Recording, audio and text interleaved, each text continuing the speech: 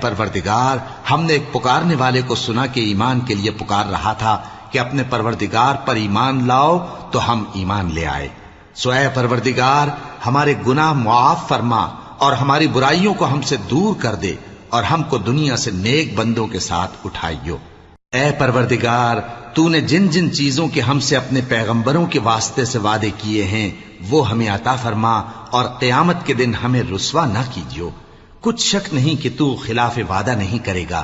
تو ان کے پروردگار نے ان کی دعا قبول کر لی اور فرمایا کہ میں کسی عمل کرنے والے کے عمل کو مرد ہو یا عورت ضائع نہیں کرتا۔